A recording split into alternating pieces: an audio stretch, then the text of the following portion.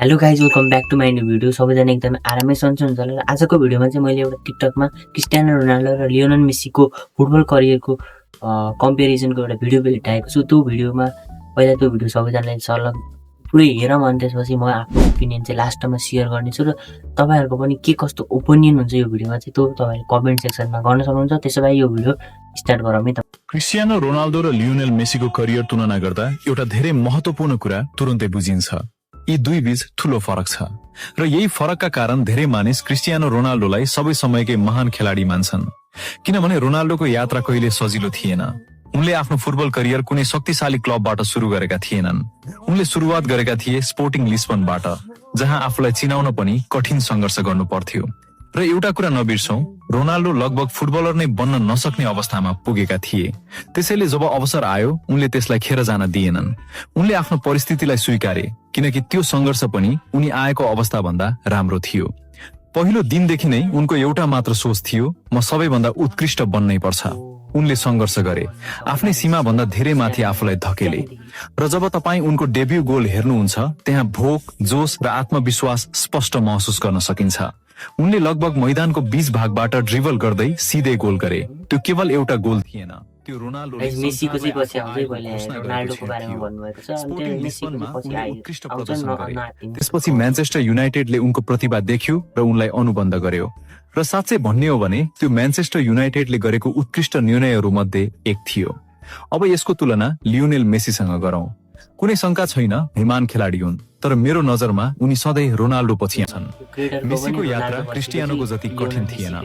मेसीको पहिलो आधिकारिक club Barcelona थियो, जहाँ पहिले नै रोनाल्डिनो, जावी, इनिएस्टा जस्ता विश्वस्तरीय खेलाडीहरू थिए। उनीसँग अनुभवी नेता थिए, मार्गदर्शक थिए, सहयोग गर्ने वातावरण थियो। वास्तवमा मेसीको डेब्यू गोलको असिस्ट रोनाल्डिनोले गरेका थिए। कल्पना गर्नुहोस्, फुटबल इतिहासकै सबैभन्दा प्रतिभाशाली खेलाडी मध्ये एकले तपाईलाई गोल बनाउन सहयोग गरिरहेका छन्। मेसी र उनका टोलीका साथीहरूले बार्सिलोनामा प्रभुत्व जमाए।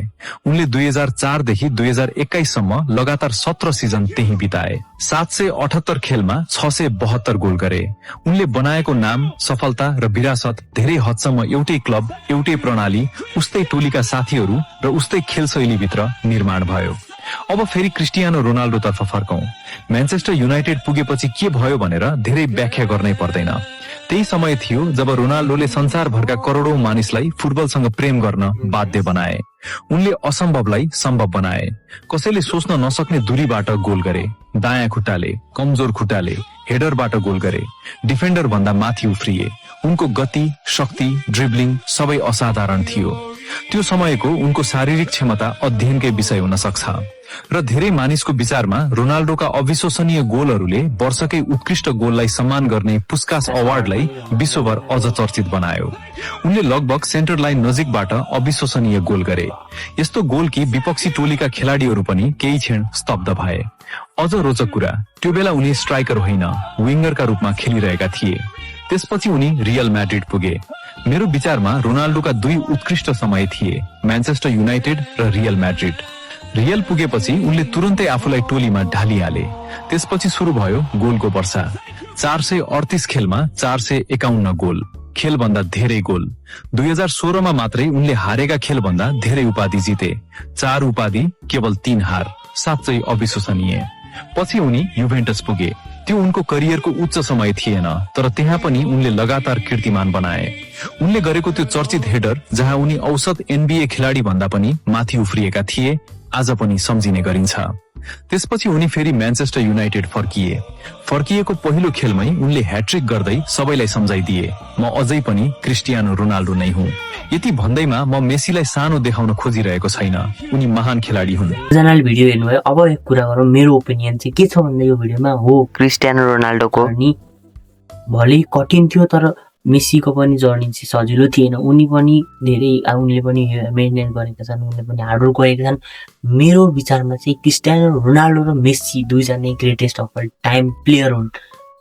अब अहिले देखिन्छ नि सोसियल मिडियामा मेसी र रोनाल्डो, बस मेसी र रोनाल्डोको नाम लिनुहोस्, तपाईँको भिडियो भाइरल। बस 2-4 लाइक र धेरै भ्युजको लागि मान्छेहरूले रोनाल्डो र मेसीलाई कम्पेयर गर्छन्। कम्पेयर गर्नुपर्ने जरुरी नै छैन के। यो संसारमा जो पनि फुटबल खेल्नुहुन्छ उहाँहरूले अब आफ्नो ठाउँमा सबैजना एकदम बेस्ट हुनुहुन्छ, तर पनि कोही कोही चाहिँ एक्स्ट्रा अर्डिनरी प्लेयर हुनुहुन्छ। त्यसमध्ये पनि क्रिस्टियानो रोनाल्डो र लायनल मेसी दुईजना नै greatest of all time GOAT हुनुहुन्छ मेरो विचारमा चाहिँ। फेरि सबैको ओपिनियन चाहिँ एउटै हुन्छ भन्ने हुँदैन, सबैको ओपिनियन फरक फरक हुन्छ। तपाईँको लागि लियोनल मेसी गोट हुन सक्नुहुन्छ, मेरो लागि क्रिस्टियानो रोनाल्डो गोट हुन सक्नुहुन्छ, किनकि सबैको सोच फरक फरक हुन्छ। एभ्री पिपुल इज युनिक के सबैजना एकैजना हुने भएको त भगवान्ले किन यति धेरै मान्छेहरू बनाउनु थियो होला, एउटै त मान्छे बनाउनु थियो होला। सबैको सोच आफ्नो आफ्नो हुन्छ। त्यसैले म पनि क्रिस्टियानो रोनाल्डोको एकदम ठुलो फ्यान हो, तर पनि म लायनल मेसीलाई हेट गर्न सक्दिनँ, किनकि लायनल मेसी र क्रिस्टियानो रोनाल्डोको जर्नी सेम नभए पनि दुईजनाले एकदम मेहनत गरेर यहाँसम्म पुग्नु भएको छ र दुईजनै greatest of all time player हुनुहुन्छ मेरो विचारमा। र धेरै मानिसहरूले बस सोसियल मिडियामा 2-4 लाइकको लागि रोनाल्डो र मेसीको कोही कोही मान्छेले रोनाल्डो नराम्रो भन्छन्, कोही कोही लायनल मेसी नराम्रो भन्छन्। त्यो गलत हो के, दुईजना player greatest of all time हुन्। त्यसैले झगडा नगर्नु होला, सबैजनाले आइडल बनाउनु छ त्यही कुरा नो प्रब्लम, सबैको आफ्नो आफ्नो सोच हुन्छ भने नि त। त्यसैले केही पनि हुनु ढुक्कले आनन्द, सबैजनाको आफ्नो आफ्नो चोइस हो, आफ्नो चोइस के अरे सेलेक्ट गर्नुहोस् र यति भन्दै आजको भिडियो अन्त्य गर्नु।